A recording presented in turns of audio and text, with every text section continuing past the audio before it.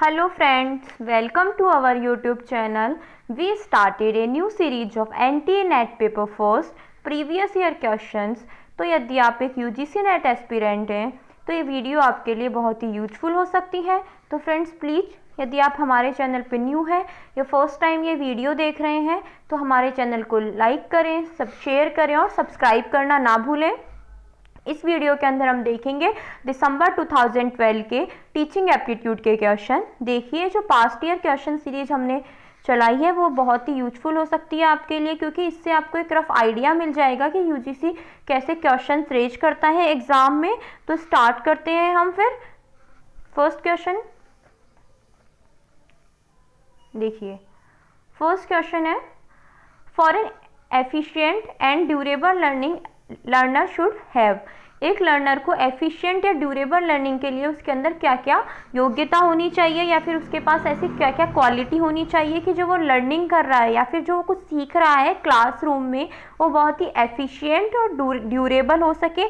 Efficient और durable का means मैं आपको बता दूं एक बार। एफिशिएंट मीन्स होता है कुछ क्वालिटेटिव सिखा रहे हो अपने स्टूडेंट्स को, उसमें बहुत क्वालिटी है, जो भी आप सिखा रहे हो कंसेप्ट वो बच्चे को हमेशा के लिए लॉन्ग टाइम के लिए लर्न हो गया है। ड्यूरेबल मीन्स स्थायी, दैट मीन्स आपने उसको लॉन्ग टाइम के लिए लर्न करवा दिया है बच्चे को, अब वो आगे कभी उसकी ट्रेनिंग हुई या कोई एग्जाम हुआ तो वो नहीं भूलेगा। तो एक एफिशिएंट और ड्यूरेबल लर्निंग के लिए लर्नर के अंदर क्या क्या क्वालिटी होनी चाहिए ऑप्शंस के साथ देखते हैं। पहले ऑप्शन ए है एबिलिटी टू लर्न ओनली। क्या उसके अंदर केवल याद करने की क्षमता होनी चाहिए, बस वो केवल याद कर सके, उसके अंदर केवल ये एबिलिटी होनी चाहिए।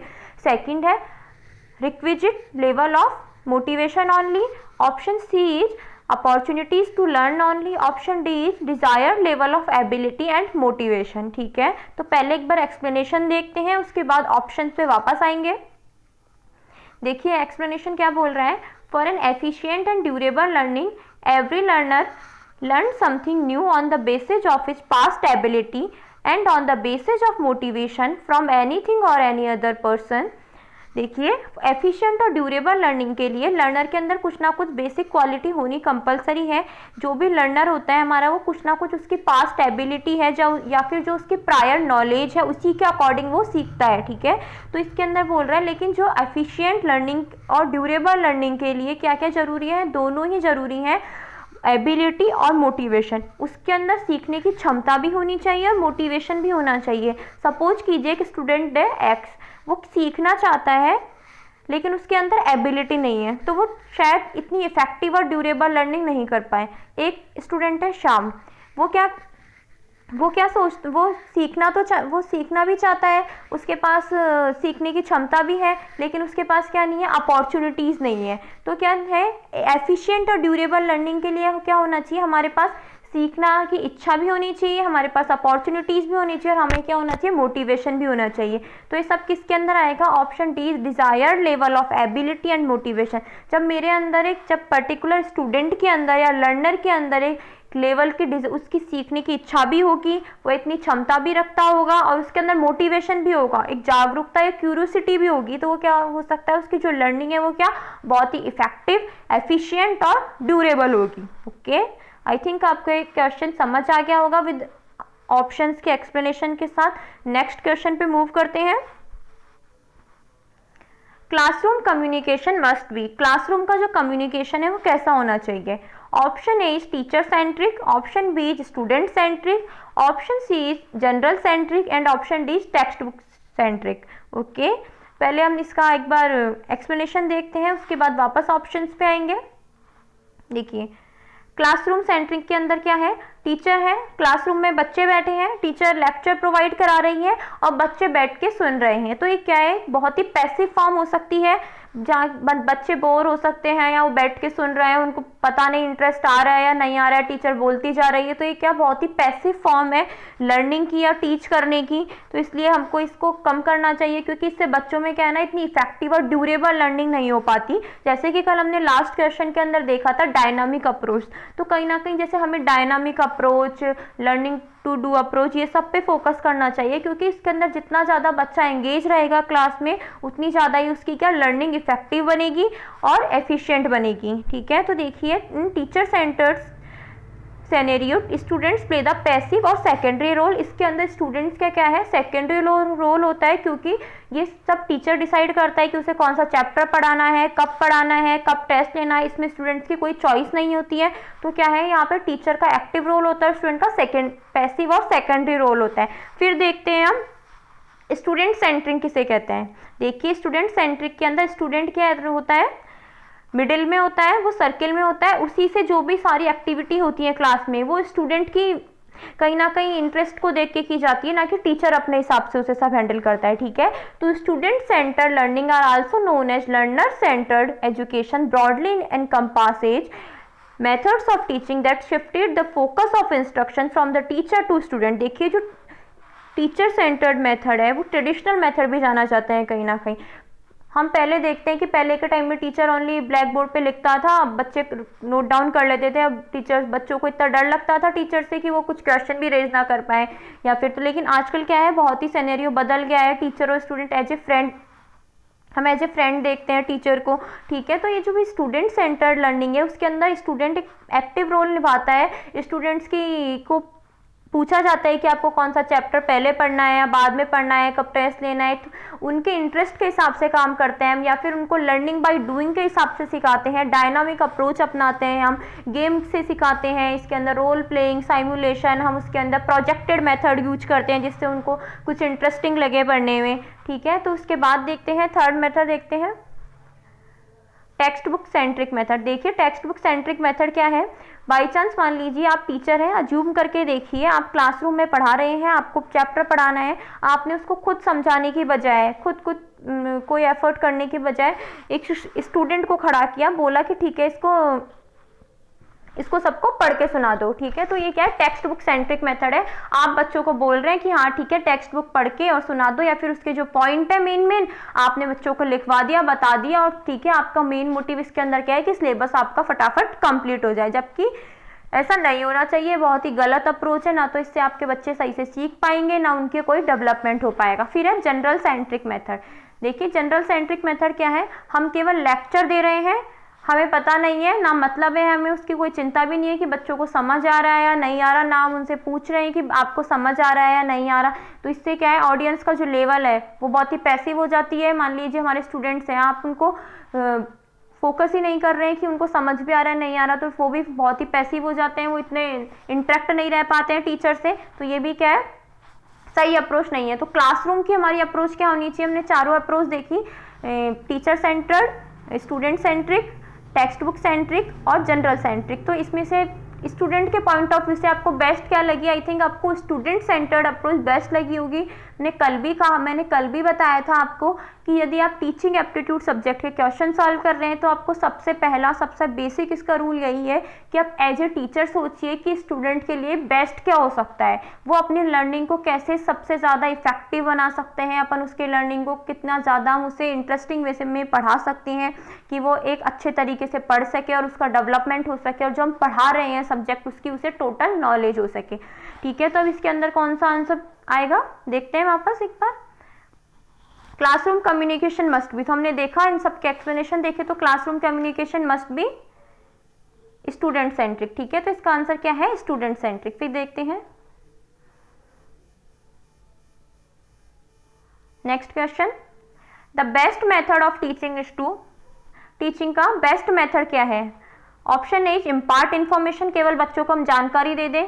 ठीक है, option B ask students to read book, हम बच्चों को बोल दें कि बैठ के बुक्स पढ़ लो, चैप्टर बता दें हम कि ठीक है चैप्टर फर्स्ट ओपन करके पढ़ लो। Option C is suggest and good reference material, हम केवल बच्चों को ये बता दें कि पर्टिकुलर चैप्टर है, आप वहाँ से पढ़ लेना, हो गया हमारा काम, इतना ही हमें करना है। तो फिर ये भी क्या है, क्या ये मेथड सही है। Option D initiate a discussion and participate in it, और एक लास्ट ऑप्शन क्या बोल रहे हैं, हम बच्चों से कुछ इस तरह से उनकी जो प्रायर नॉलेज है उसके अकॉर्डिंग चैप्टर में से एक ऐसा टॉपिक निकालें और फिर उसको बच्चों के साथ डिस्कस करें, वो बच्चे जिससे उसके अंदर एक्टिवली पार्ट ले सकें, या फिर एक ये वाला बेस्ट मेथड हो सकता है। ठीक है, तो आप बताइए इसके अंदर बेस्ट मेथड कौन सा हो सकता है। बच्चों को केवल यदि हमने जानकारी दे दी, उन्हें बताया नहीं क्या इंपॉर्टेंट है, ना उनको ग्रुप डिस्कशन में उनका पार्ट लिया, ना हमने उनके साथ कुछ एज डिस्कस किया, उनको कुछ इंटरेस्टिंग वैसे हमने लर्निंग नहीं कराई, हमने एक चैप्टर था हमने पढ़ के सुना दी या इन्फॉर्मेशन दे दी, तो शायद बहुत ही पैसिव लर्निंग हो जाएगी। ये वही टीचर सेंटर्ड अप्रोच हो जाएगी टोटली। ऑप्शन बी है आस्क स्टूडेंट, तो वही है कि हम बच्चों को बुक पढ़ने को बोल दोगे, आपकी बुक पढ़ लो, क्या पता कोई बच्चा समझ पा रहा है नहीं समझ पा रहा, हमें कोई मतलब ही नहीं है। ऑप्शन सी हमें सजेस्ट भी, हम सजेस्ट कर रहे हैं गुड मटेरियल, अच्छी बात है, आप एज ए टीचर एक गुड मटेरियल सजेस्ट कर रहे हो, लेकिन जब तक आप उसको खुद नहीं समझ रहे तो आप टीचर होने के नाते ये आपका बहुत ही गलत है। तो ऑप्शन डी क्या है, इनिशिएट ए डिस्कशन, हम बच्चों से डिस्कशन स्टार्ट करेंगे जिससे वो उसके अंदर एक्टिवली पार्टिसिपेट कर सके और उनकी लर्निंग क्या हो सके, इंप्रूव हो सके। तो इसका आंसर क्या होगा, option D is initiate A discussion and participate in it. Okay, फिर देखते हैं next question. Interaction inside the classroom should generate, कक्षा में परस्पर संवाद से क्या उभर कर आना चाहिए। सपोज कीजिए आपके स्टूडेंट्स और आप कुछ डिस्कस कर रहे हैं, तो आप जो डिस्कस कर रहे हैं उससे क्या निकल जनरेट होना चाहिए, तर्क वितर्क होनी चाहिए, आपके और आपके स्टूडेंट्स के बीच आर्ग्यूमेंट हुए, जैसे आज तक वाले बैठ के करते हैं, इंडिया न्यूज वाले बैठ के करते हैं, क्या वो होना चाहिए आपके और आपके स्टूडेंट्स के बीच। ऑप्शन बी है इंफॉर्मेशन, केवल आप एक पर्टिकुलर इंफॉर्मेशन निकाल पा रहे हैं कि हाँ इसकी इंफॉर्मेशन है, इंफॉर्मेशन तो आपको बुक्स में भी बहुत सारी मिल जाती है। Okay, option C is ideas, देखिए यदि आइडियाज आएंगे आपकी क्लास में से निकल के तो हो सकता है आपके बच्चों की लर्निंग इंप्रूव हो सके, वो कुछ रिसर्च में बहुत अच्छा वर्क कर सकें और वो जो सीख पा रहे हैं उसको वो लाइफ लॉन्ग लर्न कर सकें और वो उसको प्रैक्टिकली क्या कर सके, जो सीख रहे हैं उसको यूज कर सके। तो आइडियाज क्या है, बहुत ही अच्छा वे हैं जिस वो निकल के आएंगे, हम इंटरेक्शन करेंगे कब, जब बच्चों के साथ। ठीक है, फिर है कंट्रोवर्सी, क्या विवाद हो जाना चाहिए आपके और आपके बच्चों के बीच बात करते करते या डिस्कशन करते करते, पता लगे गर्ल्स एक साइड या बॉयज एक साइड या पर्टिकुलर आप दो ग्रुप बना के उसके अंदर कंट्रोवर्सी हो रही है, तो वो भी क्या है, गलत है। तो जब हम इंटरेक्शन कर रहे हैं क्लास के अंदर बच्चों के साथ तो क्या होना चाहिए, आइडियाज निकल के आनी चाहिए जिससे कि हमारा क्या हो सके, हमारा क्लास का की ग्रोथ हो सके, स्कूल की ग्रोथ हो सके, नेशन की ग्रोथ हो सके और बच्चे क्या कर सके, बहुत ही इफेक्टिव लर्निंग कर सकें। ओके, फिर देखते हैं नेक्स्ट क्वेश्चन। तो इसका आंसर होगा ऑप्शन सी इज आइडियाज। फिर देखते हैं question number 47। Spare the rod and spoil the child gives the message that, दंड न देकर बच्चों को बिगाड़ने से क्या अभिप्राय है। देखिए पहले बताते हैं कि यदि जैसे मान लीजिए कोई बच्चा आपके क्लास में मिसबिहेव कर रहा है, आपने उसे एक बार समझाया, दो बार समझाया, वो समझने को तैयार नहीं है, तो आप क्या करेंगे, क्या उसे करने देंगे जिससे कि सारी क्लास डिस्टर्ब होती रहे। तो ये भी क्या है, बहुत गलत अप्रोच है। तो दंड भी देना कहीं ना कहीं कभी ना कभी सही है, ऐसे भी नहीं कि बच्चे ने एक बार किया आपने उसको टोका नहीं और सीधा आप उसे क्लास से बाहर निकाल रहे हैं। तो इसे देखते हैं ऑप्शंस क्या कहते हैं। Option A is punishment in the class should be banned, option B is corporal punishment is not acceptable, option C is undesirable behavior must be punished, option D is children should be beaten with rods. देखो option A बोल रहा है कि कक्षा में दंड पर ही रोक लगा देनी चाहिए। देखिए दंड पे यदि रोक लगा देंगे, कोई बच्चा मिसबिहेव करता ही जा रहा है, वो नहीं मान रहा, फिर उससे पूरी क्लास डिस्टर्ब हो रही है, तो क्या ये भी बहुत गलत अप्रोच है। आपके एक स्टूडेंट की वजह से आपके पूरे जो भी स्टूडेंट है वो सफर कर रहे हैं। ऑप्शन बी क्या है, शारीरिक दंड स्वीकार नहीं है। ऑब्वियसली बात है, शारीरिक दंड बहुत ही गलत है जो आपको बच्चों को नहीं देना चाहिए। मानसिक भी दंड बहुत गलत है, लेकिन कुछ जैसे कि आप क्लास में बच्चों को बाहर निकाल रहे हैं या उनकी प्रिंसिपल से कुछ शिकायत कर रहे हैं या उनको कुछ समझा रहे हैं, तो ये दंड देना सही भी है, क्योंकि यदि आप उन्हें कुछ फोर्स नहीं करेंगे और वो बच्चा आपको क्लास को पूरे को डिस्टर्ब करता जा रहा है, तो उससे क्या इतने सारे बच्चों को सफ़र करना पड़ सकता है। ऑप्शन सी क्या है, undesirable behaviour must be punish. जो भी अनडिजायरेबल बिहेवियर है बच्चे का, मिसबिहेव है, वो तो क्या होना चाहिए, पनिशेबल होना ही चाहिए। ठीक है, ऑप्शन डी क्या है, बच्चों को छड़ी से पीटा जाना चाहिए, मतलब डंडे लगाना नहीं, ये बहुत ही गलत अप्रोच है। इसके ये हमारे जो भी ह्यूमन राइट्स है उनके भी खिलाफ है, तो इसका हमें फॉलो नहीं करना चाहिए। तो हम क्या देखेंगे, इस क्वेश्चन का आंसर क्या होगा, option number C is undesirable behaviour must be punished. जो भी अनडिजायरेबल बिहेवियर है वो क्या होना चाहिए, पनिश्ड होना चाहिए। यदि कोई बच्चा गलत कर रहा है क्लास में तो उसे समझाना चाहिए या उसे कोई पनिशमेंट देना चाहिए, उसे एक्स्ट्रा होमवर्क देना चाहिए कि ठीक है ये करके लाओ, ऐसे करके हमें क्या करना चाहिए, उससे डील करना चाहिए। नहीं कि यदि वो परेशान कर रहा है तो आप उसके डंडे लगाने शुरू कर दें। बच्चों को समझाने या उन्हें पनिशमेंट के बहुत सारे मेथड हो सकते हैं, तो प्लीज़ ये जो शारीरिक या फिर जो मानसिक बच्चों को हम कई बार बहुत फोर्स करने लग जाते हैं, क्या है, बहुत गलत अप्रोच है अपनी। फिर देखते हैं the type of communication that the teacher has in the classroom is termed as. कक्षा में शिक्षक के संप्रेषण को क्या कहते हैं? देखिए कम्युनिकेशन सबसे पहले क्या होता है, एक्सचेंज ऑफ आइडियाज, ठीक है, हम जो भी एक्सचेंज कर रहे हैं हमारे आइडियाज का, जब भी हम दो किसी से बात करते हैं तो हम एग्जैक्टली क्या करते हैं, हमारे आइडियाज है उनको क्या करते हैं, एक्सचेंज करते हैं, इसी को क्या बोलते हैं हिंदी में, संप्रेषण, ठीक है।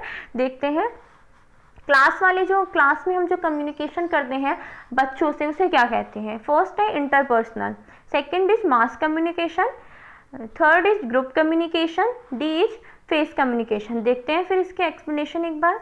इंटरपर्सनल कम्युनिकेशन देखिए, interpersonal communication is the exchange of information between two और मोर पीपल।